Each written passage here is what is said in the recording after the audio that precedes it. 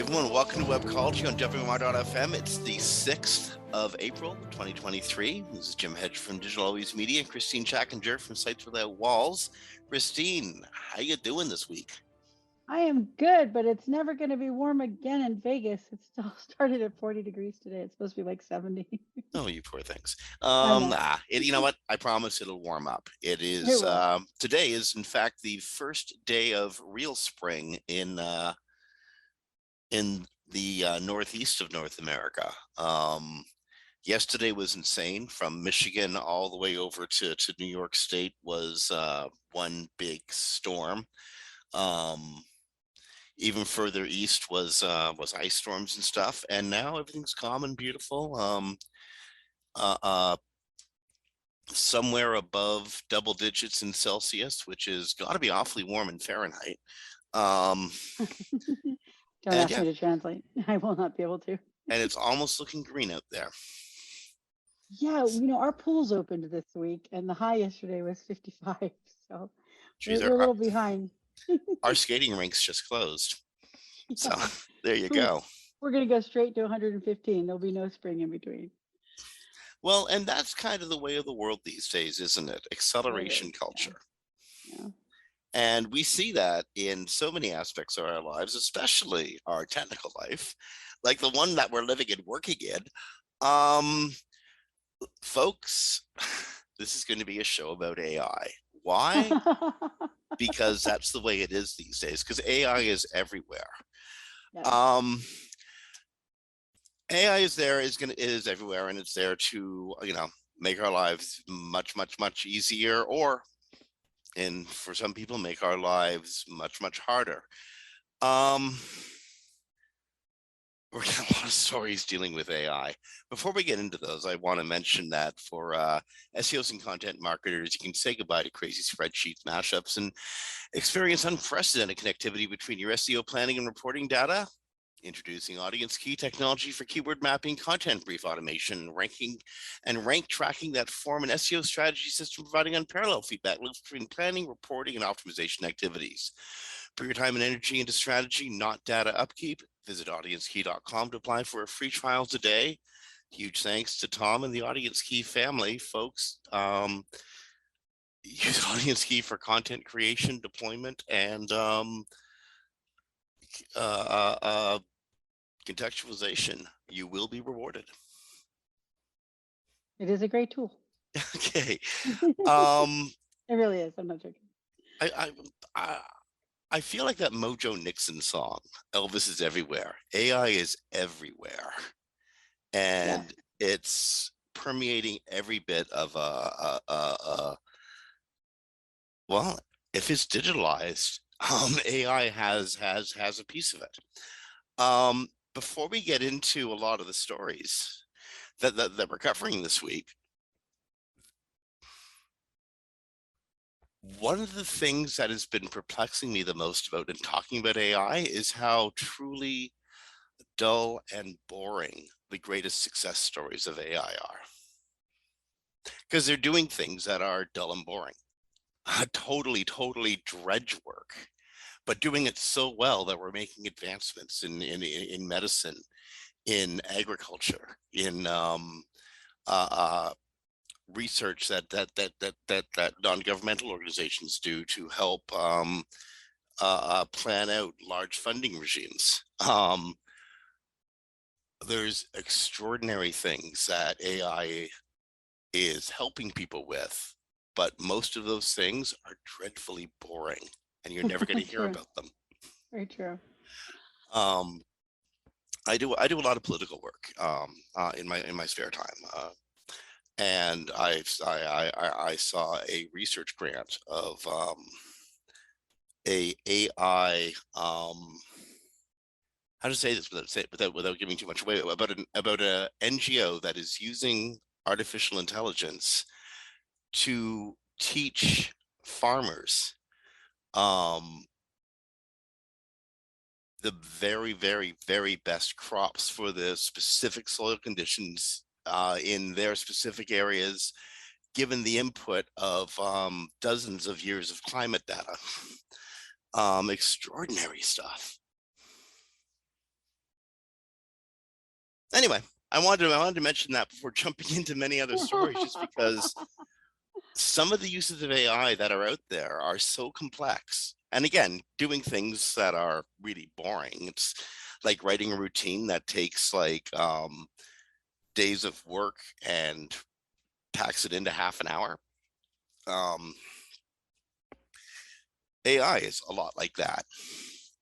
So nobody wants to talk about the jobs that it's doing that are just, again, so dull you don't want to describe them, but it's doing them.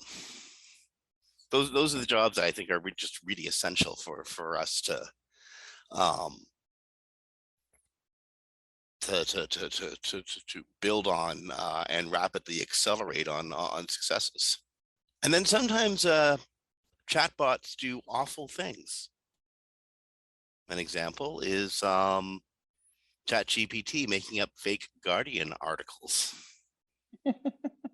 This is the funniest story of the day, I think.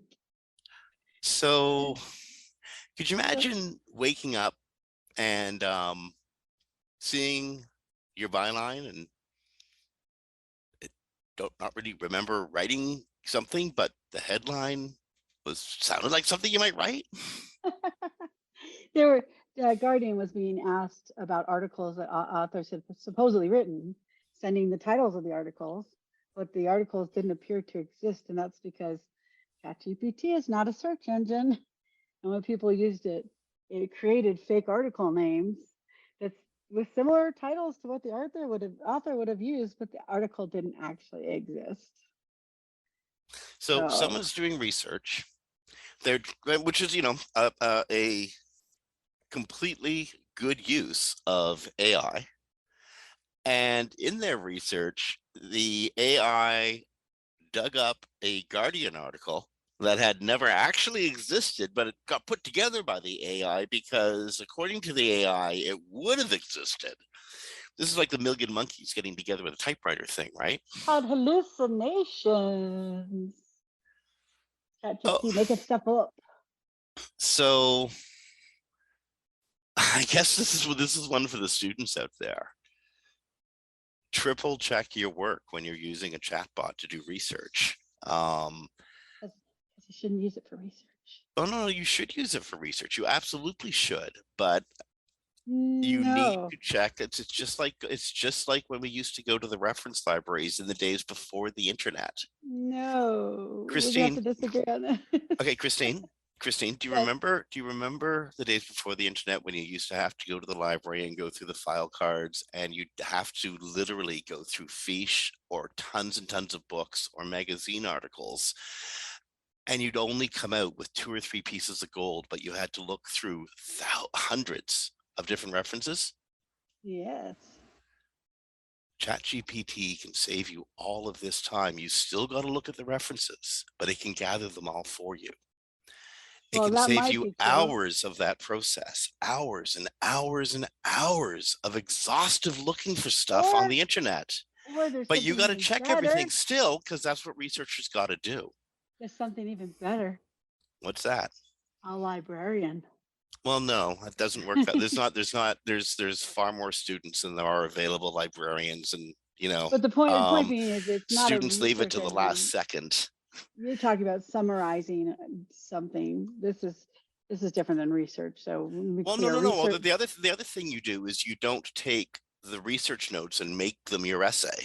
You don't do that. You use the research to guide your efforts forward.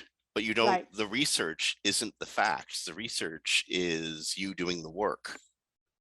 Right. I just wanted to clarify. In the United States, if you say research, that means like what you searched and compiled for your paper.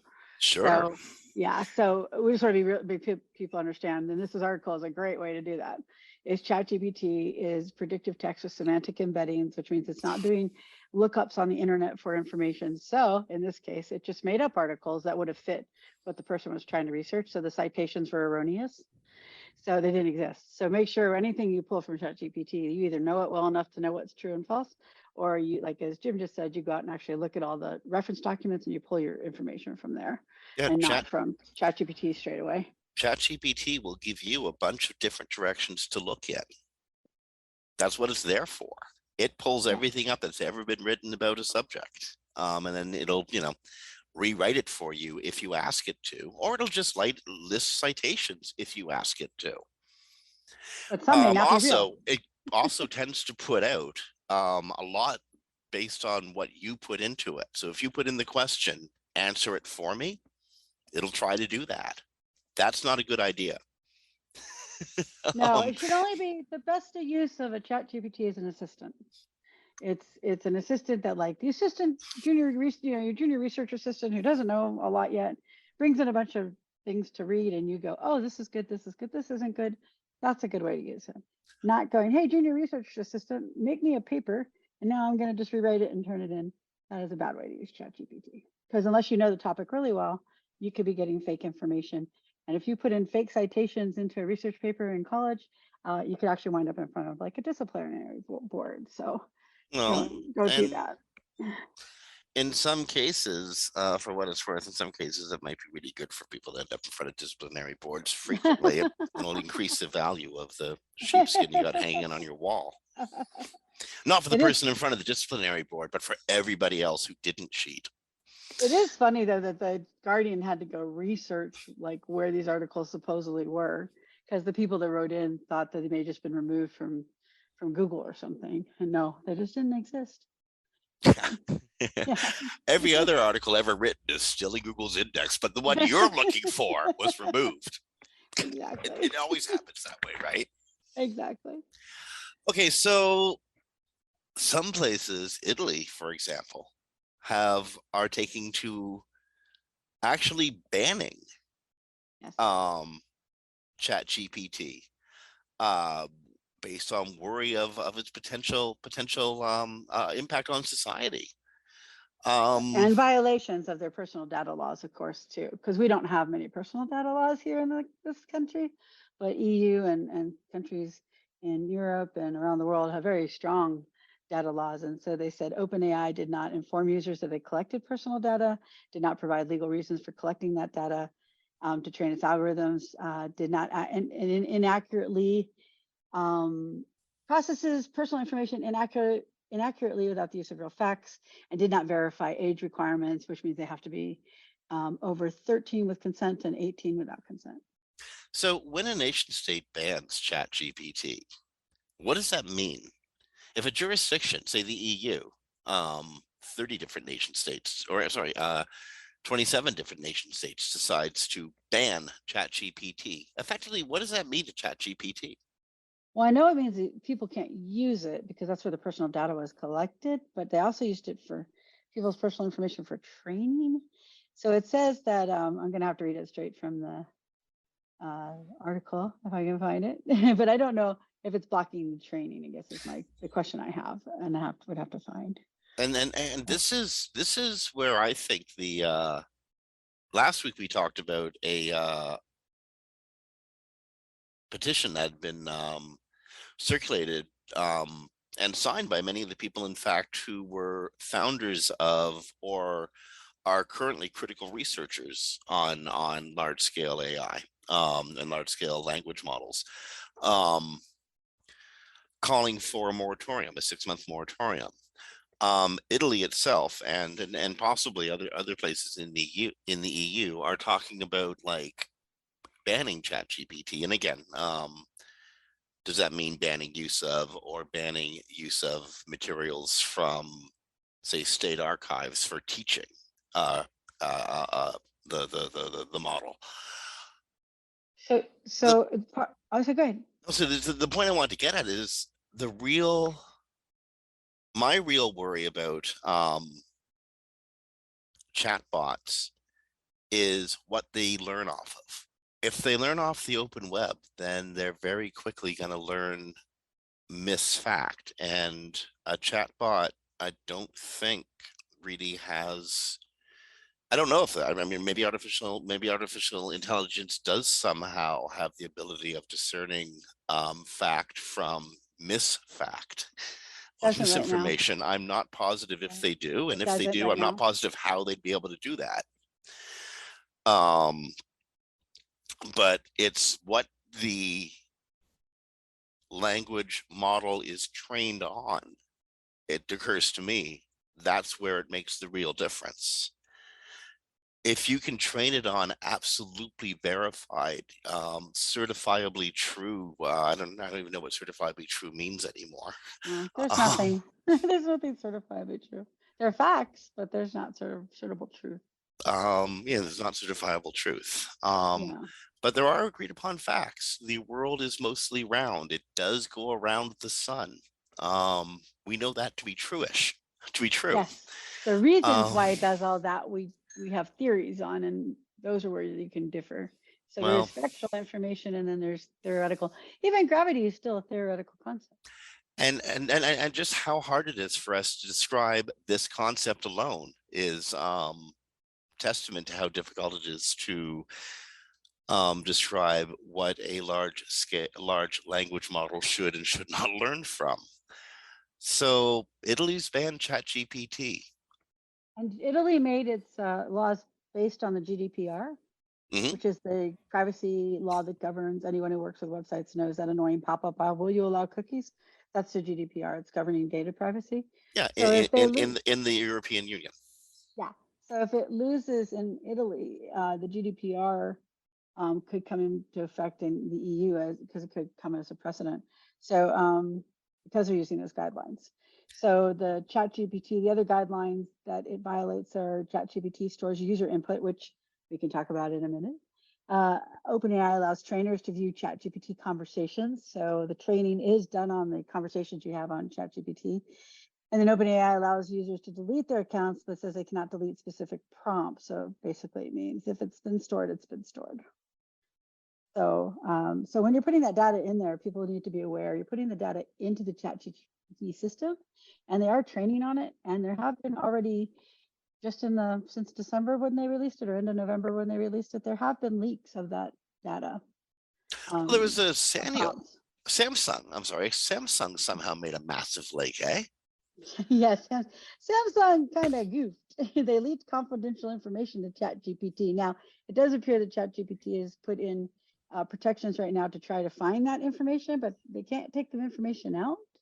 So they reportedly leaked sensitive confidential company information to OpenAI's ChatGPT on at least 3 occasions, and they were using it for source code assistance, and then some confidential code for defective equipment, and then an entire meeting was submitted to chatbot to create a meeting minutes. So yeah. Yeah. Okay, now again, it's very unlikely that the exact minutes of those meetings will be recreated by Chat GPT. It's more likely that the way things are worded will, and concepts that those words are sort of related to or attached to, will somehow filter their way into the greater corpus of how ChatGPT would phrase something relating to that topic. Well, and also you could do prompts to try to get it to repeat that information, but they have put placement. I know I've seen on Twitter today multiple people trying to get Samsung info, and they keep getting one of those. We cannot do that prompts. And the thing is really sad is they had a restriction on employees that they only had lifted 3 weeks earlier on using ChatGPT. Okay, now So had Samsung not found this and reported this leak, would well, I guess the world wouldn't know to uh,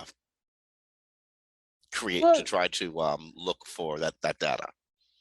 Well, yeah. I mean, but it could come up accidentally. You're right. So if someone hit on the proper terms when they're doing Or the it could prompt. just become part of a corporate espionage daily routine. Yeah, Just very true. Definitely true. prompt to see if so and so is talking to so and so every Yeah. day. Yeah, exactly. And people might be like, oh, but this can't happen to anything you put into Chat GPT. OpenAI saves all the data from the prompts. So anything you put in there, that's why they tell you, they don't tell you strongly enough, don't put sensitive information into these prompts because it gets stored there and it gets trained on that. So that means that information can show up later. So one reporter one day, this is a couple months ago, was wondering how his private number, which is not available, he didn't think online, got into ChatGPT because it was produced by someone who did a summary of him. and send it to him. And then I did a search for it, being, we do search for a living, so I find things pretty fast. It was on his LinkedIn profile. So he was not aware that it was on his LinkedIn profile, so I let him know. But so ChatGPT did train on the open part of LinkedIn, right? So those numbers, those phone numbers all exist.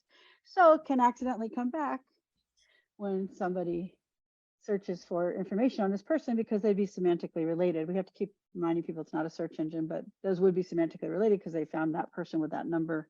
They would associate them as a response. So anyway, so yeah, so just be careful, because what you put in there is not private by any means. Indeed. So my mind is still fixed on the corporate espionage angle of all this. I think I've actually just discovered another business opportunity. Well, Cyberhaven is a cybersecurity company, and it found that 3.1% of its customers who had used AI had at one point submitted confidential company data into the systems. So, well, I mean, if people are using it to do work shortcuts, how could they avoid not messing up unless you have your own closed AI system? Which is what Samsung is now developing. That could be absolutely revolutionary as well, by the way. Could you imagine AI inside of a closed intranet, and just like how wild you could get with that fairly safely? Yeah, that's why I'm always, people perceive me as being anti-AI. I'm not. I'm anti how ChatGPT was released into the public with no restrictions or controls or guardrails. The fact of it being a valuable assistant to companies, to research agencies, to medicine, to science, to technology, to even someone writing a paper if they want to give it all the data that it researched to help it find, themes and patterns. That's all good. This whole just throw it out to the public and just see what you can get it to do, I'm a little less thrilled about that. Also, I don't think it's a big help to search. I think it's a gimmick to put it in search, because it doesn't pull back all the relevant information. It only pulls back the most popular information. So you probably are missing a big. The Venture X card from Capital One gives you premium travel benefits, perfect for seeing Taylor Swift The Eras Tour. Presented by Capital One. Ooh, I do love her. Earn 5 times miles on flights and 10 times miles on hotels through Capital One Travel. Enjoy your stay in Suite 13. Whoa, 13? That's Taylor's lucky number. The Venture X card from Capital One. What's in your wallet? Terms apply. See CapitalOne.com for details. Portion of what would be important about what you're researching, because it's not going to pull that back. And I shouldn't say pull back, it's not going to generate that.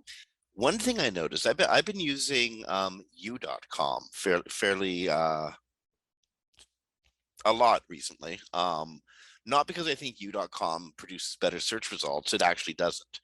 But because u.com uses its version of ChatGPT in the creation of search results, and I like what they're trying to do. What they will do is, if you ask u.com a question in chat mode, it'll give you a explanation based on stuff that it's drawn from the corpus of information that it's learned from. And then the u.com search engine kicks in and pulls up related content on the side. It's that related content that's actually coming from search, not from the explanation given by the chatbot. That the information I might be looking for is in, but the explanation given by the chatbot helps understand what the 10 blue links themselves and the little descriptions under them might actually mean. That's how they're trying to use AI and present search at the same time. Sure. And that makes it, and interestingly, my dad is into some, very esoteric subjects. He's a stamp collector. Yeah. And one of his fascinations is a memorial at Vimy Ridge to a battle in World War II that was actually fought on April the 7th. So just the anniversary of it, just a few days from now. Anyway, he asked the chatbot at u.com a question. I was showing him what AI looked like. about a special way of processing stamps. And the number one result it brought up was his stamp collection exhibit that he'd entered in a number of competitions. No one else in the world had written it that way. Oh, gotcha. I was trying to think about how that would work. Oh, very cool. It was actually really cool. He got to feel like a king for a second, and I got to go, Yeah, "Hey, Dad, you see how cool that is?" that's very cool. Yeah. You must have been excited. Well, I was, but then we started talking about how they canceled those stamps, and half an hour later, I wasn't that excited anymore. True story. Oh. So Google is, do you remember a few months ago, how long has the AI revolution been going on now? It seems like forever, but it seems like just yesterday. So it's probably been about 6 months. So I'm thinking 3 or Yeah. 4 months ago, Well, Google freaked out and called all the executives into the Googleplex and said, "We got to get our act together." although he denies that, I'll tell you, he denied that in an interview that Yeah. he's called for the red whatever, but I'm sure he just used different words than red. Red whatever. Red alert or whatever it was. Yeah, I think I Google says a lot of stuff. Yeah, exactly. But apparently Google is reorganizing, not just the way it presents search, but it's reorganizing its departments to better integrate AI into various products, search, email, etc. What do you think this means for Google? Um, I noticed that Google's shares were up today. Well, yeah, see, I think there's so much out there, like we talk about probably each week, that Google's way behind, but Google's not way behind. Google's been doing this stuff quietly behind the scenes for at least since 2018 when the Dilettante article came out, and they started using the BERT model, which was the big advancement with transformers and large language models, which is what Google found and is what the basis of all this ChatGPT is. So then mom already compiled video and text and summarized it and put it into the top of search results during COVID. That was a mum result. They can already do a single answer. They won't do it because they have to make money off of ads, but they can already create a single answer from real citation, real web articles and put them together and create an answer. So they've already done all of this. They've been quiet. Like OpenAI needed money, so OpenAI did the whole big public release, but Google developed all the technologies that are at the base of all this. So I think they're doing it the responsible way is how they see it from what I read of his interview, and I think I have to tend to agree. They're going to be putting it into all their virtual assistant stuff. So language processing for translations, and when you use gosh, I never use it. Assistant tool on your mobile. What's it called? Google Assist, actually. Thank you. I never use it, but they're doing it in a way. Personally, for me, this is the way I see it should be really done. Is they're making it an assistant to everything, so they don't plan on getting rid of their coders, although that's what they say. Maybe they'll change, but they're going to use it as to augment their coders to make their more productive. Where Bing has said, or Microsoft, not Bing, Microsoft has said they're trying to develop code that will eliminate their programmers. So, there's different ways to do this, but it looks like they're just, they're just going to make sure that it is being used like an assistant throughout all their product lines, wherever it is capable of doing that. There's been how to say this, in the last 10 years or so, Google itself has felt like it's become a very top-heavy, risk averse, in a highly uninnovative organization compared to the way it used to be, and compared to other organizations in its space. I'm hoping that this reorganization will put some oomph back into Google and give the remaining employees, because I think this will eliminate a whole bunch of jobs at Google. Give the remaining employees not a push like Elon Musk would give them, like a fear push, but more of a new resources and capacities kind of push. I agree with you absolutely that Google's probably being more responsible in the introduction and use of AI. You don't see Sundar Pichai walking around talking about how Bard frightens him, like Sam Altman walks around talking about how ChatGPT frightens him. Right. But I do think you see Sundar Pichai walking around saying ChatGPT frightens him too. Yeah, and there's reason for that. Like when Bard came out, everyone's like, "Oh, it's not as good as ChatGPT." It wasn't. They didn't train it on programming. They didn't train it on any kind of code. There's all sorts of things they didn't train it on because basically all they're trying to do is put out a product because it's like we got other things going on, bigger plans for this, and so they will integrate it into search at some time. He's saying, in the interview, just like Bing has, but he's not creating training products. They're trying to make them augmentative products that businesses can use or people that use the internet will find helpful. Or when you pick up your mobile phone, your voice to text works because mine never does. For some reason, it can't understand me. So that was their long-term plan, and they are very innovative on the research side, just not necessarily the application side. So like I said, they developed the transformer, which is what revolutionized all of this. And ChatGPT wouldn't even be possible without the transformer. Without BERT, there would not be ChatGPT.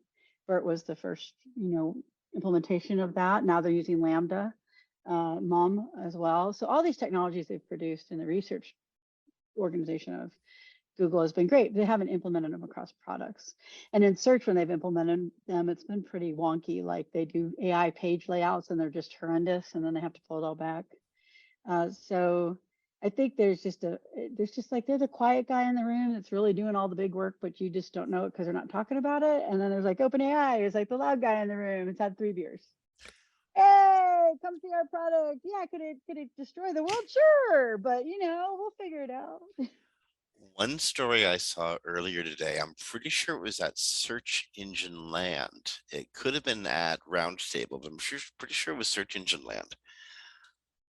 Google is introducing an AI model that will help write and position ads in the Google Ads universe. Should search engine marketers, people who deal in cost per click and PPC, should they be worried? Okay, I don't do PPC, so I'm just going to want to hear from other people in the industry. One, Google's automation process is a disaster for most people who know what they're doing. Like if you don't know what you're doing, you might think it's doing a good job, but they're like, no, it's not. And I can't imagine a chat, however they're going to write it, chat, Bard, however they do it, is going to have the emotional response that you need to get people to click through an ad. Because it's just going to be mediocre tech. So could you use it if you had a bunch to get out today and you weren't really that worried about click through because you have no competition? Sure, but if you're writing for $100 a click CPC, I would not trust AI to write that. I'm also curious how it's going to write for 2 or 3 different companies competing in the same space, selling substantially the exact same products. That will be interesting to see how it differentiates between different advertisers and their offerings. Yeah, here's a response from one ad person. I won't use his name because we don't have permission, but an explicative. Did I say that right? That sounds that right. word right. Explicit. Anyway, can all of this AI nonsense please stop immediately? Exclamation, exclamation, exclamation. You can have it fast, you can have it good, you can have it cheap, pick 2. That's always true. I just want good. Someone wake me up when the AI has either destroyed the world or this fad is over. Thank you. And he has a full display of the AI creation tool for the ad. And bunch of people replying the same. I find that PPC people are not happy about all this AI in search ads. Well, if I was in PPC, I'd started feeling threatened a few years ago. Yeah, me too. But I agree. I agree with what you were saying. There is a art to writing good ad copy for AdWords. You only have what, 15 to 20 words max. Your space is really limited. This is Yeah. like, remember how there used to be an art to writing a good tweet back in the days when you had like, what was it, 120 characters or 240 characters? Yeah.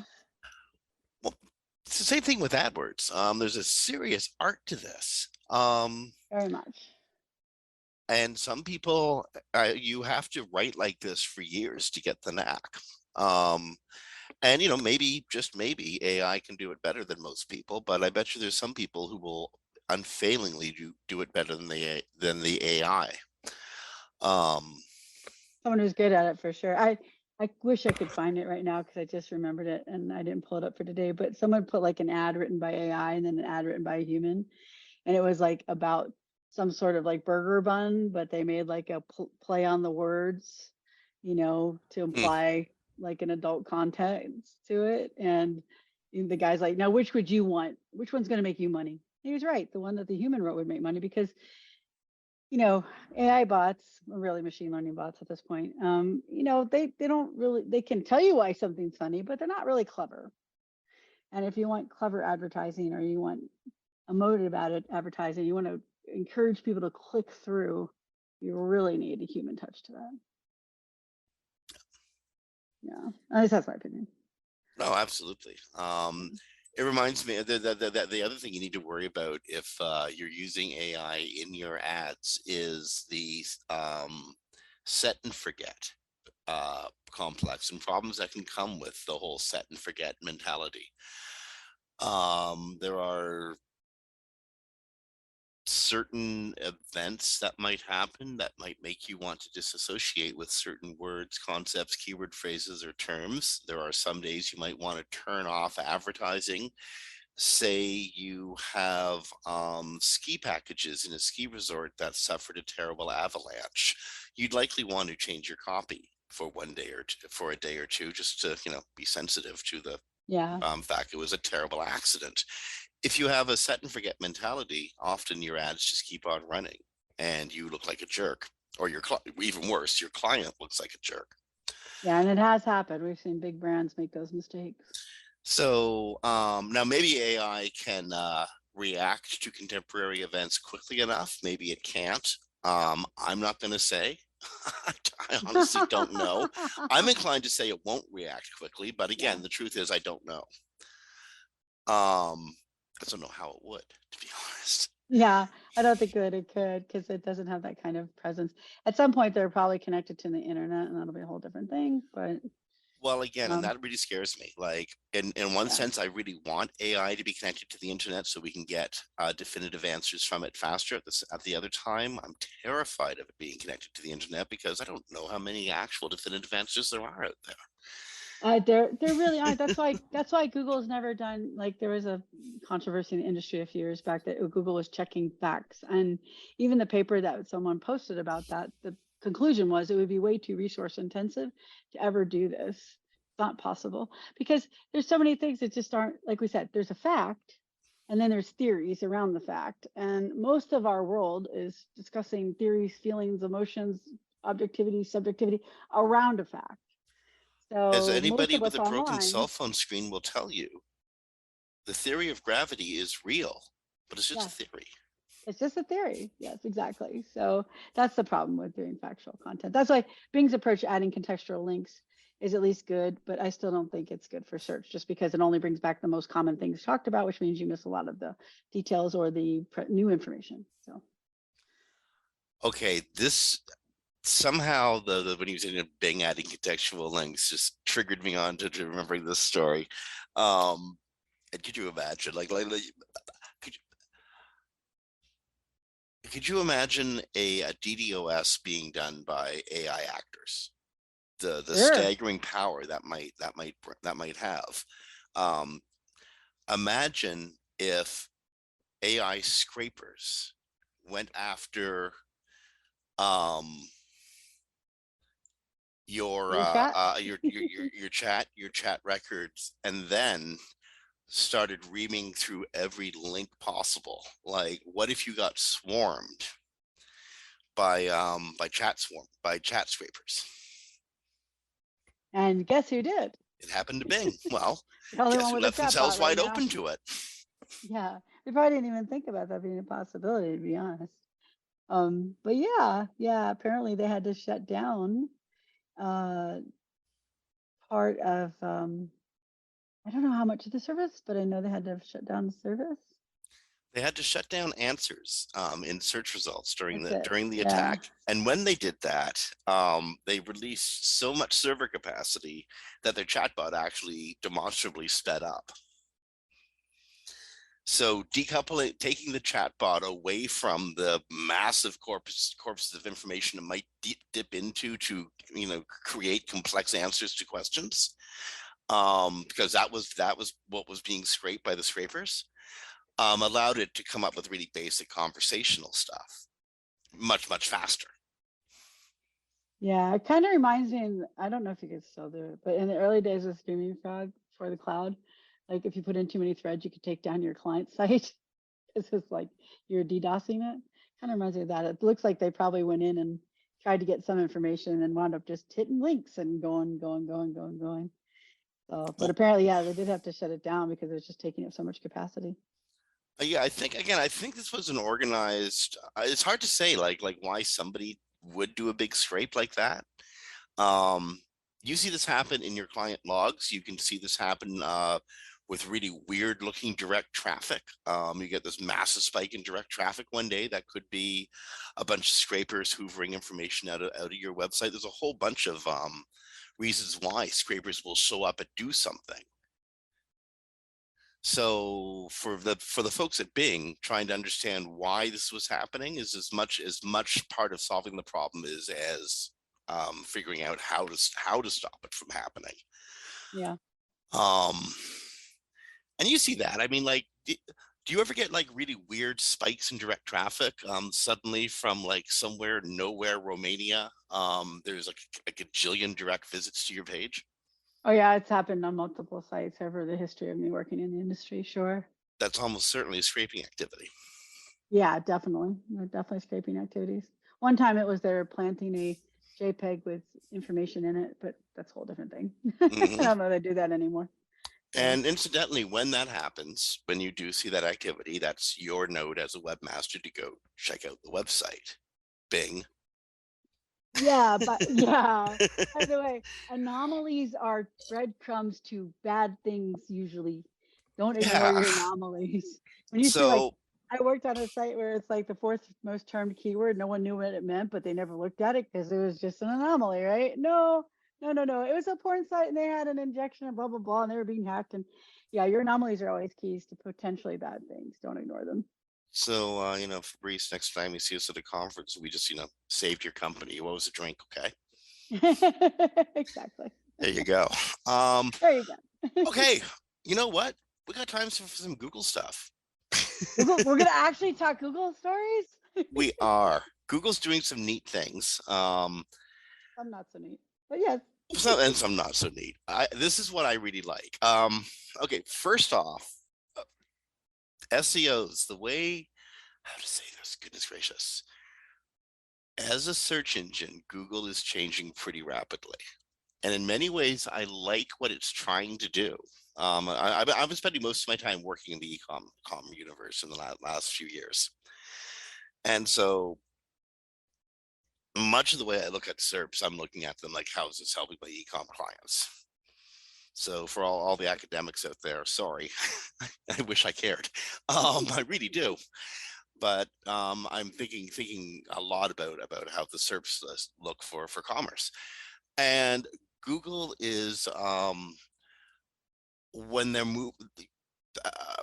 a few weeks back, Google moved a whole bunch of energy out of review snippets and put them into showing more information with product schema. You can see the evolution of that if you go look in Search Console. You'll see a little bit of review stuff drop off, and a few weeks later, you'll see a lot of product stuff take off. That doesn't mean you've gotten a whole bunch more listings. It just means there's more stuff that Google might show when it comes to product related schema than review snippets. one of my clients was really excited until I explained to him, well, no, it's just that they're showing 5 data points here, but they're only showing 1 data point there. Yeah. But one of the things Google's doing in product details and this is experimental. It was reported on by Barry Schwartz just today in Search Engine Roundtable, but Barry was unable to replicate it. Somebody else just found it. Is called cheaper options. And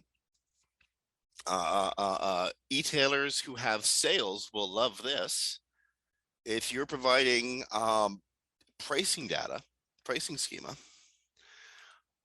and you are cheaper than all your competitors on this cheaper options toggle, it looks like it's going to be a little toggle bar, you'll probably be able to end up in the top results.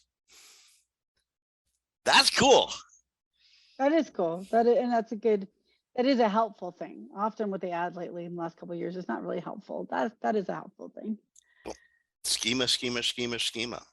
It's getting this information to Google is so important. And so people who are not familiar with schema, so you understand schema isn't a ranking factor, but what it does is you tell Google this part of the page is a recipe or an article or a product price. And then it's much easier for it to understand that and return that to someone when they query Google. Yeah, it's not going to get you ranked second, third, or higher, whatever, but it's going to enhance the way your listing looks in the search results. And even if it's, say you're the second or third result and somebody else is number 1, but you got the most compelling result, you might earn the click. Yeah, and yeah, definitely. And I forgot to mention that part, so thank you for doing that. And then just in general, it helps Google understand your web page better. So when it's looking at the entity on your page, it knows it's for a recipe. So it makes it easier for them to bring it back for when someone searches for that word with a recipe as opposed to maybe an article. So it's very helpful for Google because it breaks down the data for them. It makes it easier to return it. So you're helping them, and then by you helping them, they can better return your site and the results. Yeah. Or again, there's so many different ways that schema can help you out. Related products. I love the related products. Reviews, of course, is huge. Yep. So it helps you return a trust mark that is visible in the SERPs. So the search engine user goes, oh my goodness, that's 5 stars. I gotta click that. Yeah, exactly. So cheaper options in product detail overlay. That's wonderful. That makes me very, very happy. What else did we have? We had the go ahead. I was just going to say that hotel rooms in story format. Yeah. So it's again giving more information to the search user. Hotel room in story format, flight price guarantee, and new discover tools. That part I didn't read yet. At least you're honest. Well, indeed. So Google helps you is adding new things to the SERPs to help you discover stuff on pages faster. Ticket information, direction information, admission prices, directory reviews, etc. All in sort of a navigation menu style, rather than drop downs or you having to actually go to the page and look for it. Yeah, and it'll also be in Discover. So there's a Discover format, Discover version of this. And when we say Google Story, we mean new story. We mean Google Stories. The swiping up, where you get that extra information, not just the general word story. So, yeah, the Google Stories, and that seems like a good one. But then there's the Google Map expansion. Seems pretty funky. You know what? I have not hit that story yet. What's that about? And what are they trying to do? Google tests local pack click overlay of business profile listing with search. I believe Barry wasn't that thrilled with this one. So it just pops up, like if you click on something, it pops up all this information instead of going to showing you the in your desktop. It's hard to describe. When you click on it, it shows up the information, like if you're in mobile and you get the business profile information. Mm-hmm. But then the really weird thing is, if you're on the if you do the map and you roll over it, it expands the map real big. Google's It's problem with local. strange. Oh, I'm sorry, I cut you off No, there. that's it. No, you're fine. I was just saying it's just strange. You have to see Google's it to problem understand with it. local is that it has so much information to draw from. See, local search is all about like what's happening on Main Street. It's about the local businesses themselves. And think about the complexity of like a restaurant or a shoe store or anything that's along your version of Main Street. There's a you got map, you got directions, you got pricing details, you got individual images, you have like the menu items for restaurants. You have how the storefronts are arranged, parking options. I mean, there's so much information that you got to pack into um, any given listing about any given business. And Google's never quite solved how to do local listings properly. And so it just gives this jambalaya of it's Google Local reminds me of MySpace. Yeah, yeah. Yeah, I just in general, I'm sorry, but Google doesn't do really well on page layout when they start getting complicated. Like, Um, yeah, they just don't. They think just stuffing as much as you can in the page is helpful. that's So, always been their go-to solution, isn't it?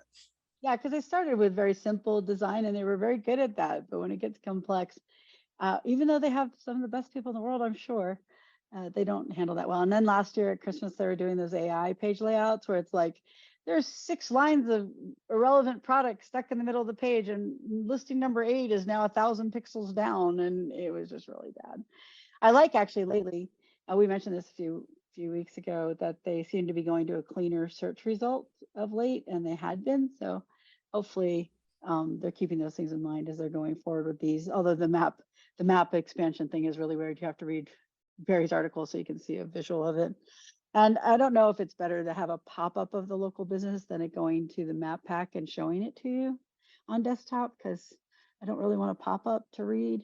They're kind of always constricted and you always have to scroll and stuff like that. So we'll see how it goes. Right now, it's not rolled out everywhere. It's just a test, it looks like. So, Well, Google's disinterest in the desktop user experience continues to show itself.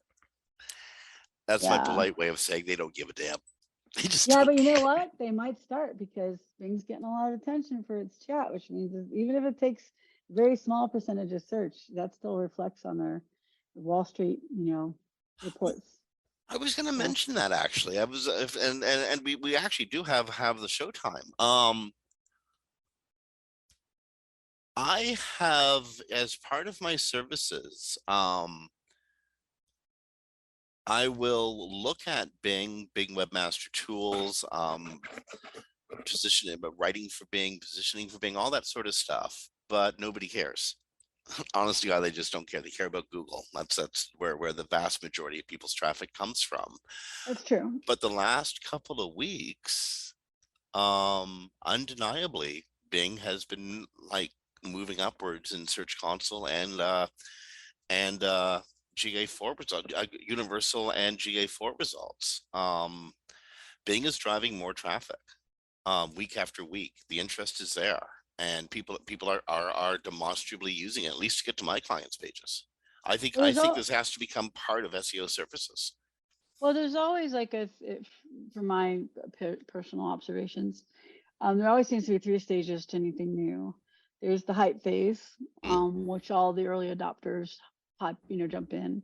Then right after that, it's the almost early adopters, like, yeah, I'm not going to jump in this month, but not everyone's using it. Okay, I'll jump in. But there's always this thing, and I don't think you've seen this today, but VR headsets are not selling. And they thought kids would take them up, but they don't want them. And so there's always this point where you have to hit the general public that doesn't care about what Google does. They're just looking in their phone trying to find something. Do they switch to Bing because of this chat thing? Maybe, maybe not. So that's when we'll know. So like a year from now, we might know if it's made that crossover to the general user as opposed to just the early adopters and the almost early adopters. Well, I'm seeing like very strong results from those early adopters, Oh and yeah, they're lasting. It's not like will. this is a Yeah. 1 week thing, then it's over. This has been going on for several weeks now. No, I agree. Just like with VR though, right? Like the people who bought the VR sets are still buying them. But the people, it never made the big expansion that the company needed to justify the investment. Well, So, yeah, I mean, so yeah, VR became a victim of its own hype, eh? it did. So if this could be too, right? So it could be you'll get these early adopters, almost early adopters, and they'll stick with it. They will use it. But do we expand past that? And then does Google and Bing decide, hey, do we really need this? And because it is a very expensive resource to do this chat model. It is not cheap. It is more expensive than search. So do we keep it in there for the 10% that might be using it, for the 3% share we got from Google? Or next year, do we find out they got a 10% or a 15% share from Google? And, then of course they'll invest in it. So I think we're not at the point yet where we know if it's gonna be long-term past these early people that really are tuned into tech and tuned into search or tuned into technology online, that kind of thing. Well, two of the very early adopters in our industry, Brett Payne and Marty Weintraub, in the last 2 days, respectively, have each announced AI enhanced or entirely AI based marketing services. We're going to try to get Brett or Marty or both to join us on Webcology on a future show. We don't have either booked yet. Gentlemen, this is notice. We're going to try to get them in because I'm really curious. What does this mean? What does it mean for the clients? What does it mean for the agencies? And what does it mean for the future of marketing? Very true. Very true. And I don't know, Marty revolutionized social media marketing at least once in his career. Well, So- sure. I mean, you always hear about the metrics like Cambridge Analytica used, but people were using that in social for years before that ever happened because it was so good. And Marty's one of the ones who kind of revolutionized how all that worked. Well, yeah, I'm pretty sure that inadvertently, not directly. Like I've never heard Oh of yeah, that no, directly, but no. inadvertently, I'm pretty sure Marty taught Cambridge Analytica everything they know. Oh yeah, definitely inadvertently. Let's not combine those. But I'm just saying that it was very powerful for marketing because like I'd have small clients who didn't have much money to invest. And I'd use some of those things that Marty, talked about, strategies Marty talked about, and they worked really well. And I could get there a lot of business using $50 ads. So, and then Cambridge Analytica just came along and, they exploited what was out there for the marketing industry. But so yeah, he definitely did because that was huge. Like his talks on that were incredible. We've had Marty on Webcology a couple of times. I would love to get him back on again because he's easily one of the most dynamic and fun guests you can possibly have on the air. But speaking of being on the air, Kristine, we've gone full circle. Oh my gosh. Yeah, it's top of the hour, gone all the way around the clock. Before we go, I want to drop another hit for Audience Key, much the same one as I did before. But SEOs and content marketers, say goodbye to crazy spreadsheet mashups and experience unprecedented connectivity between your SEO planning and reporting data. Introducing Audience Key technology for keyword mapping, content brief automation, and rank tracking that form an SEO strategy system providing unparalleled feedback loops between planning, reporting, and optimization activities. Put your time and energy into strategy, not data upkeep. Visit audiencekey.com today to apply for a free trial. And again, thanks to Tom and the Audience Key family. All in one breath. I did that. You know what? I did that. Yeah. Thank you for hearing that. That was all in one breath. You did. So again, we've gone around the circle. We've gone around the clock, and be friends. On behalf of Kristine Schachinger from Sites Without Walls, this is Jim Hedger from Digital Always Media. Be kind to each other. Rank well. Be good. Do good to your clients, and stay tuned. We'll talk to you next week. Bye, everybody.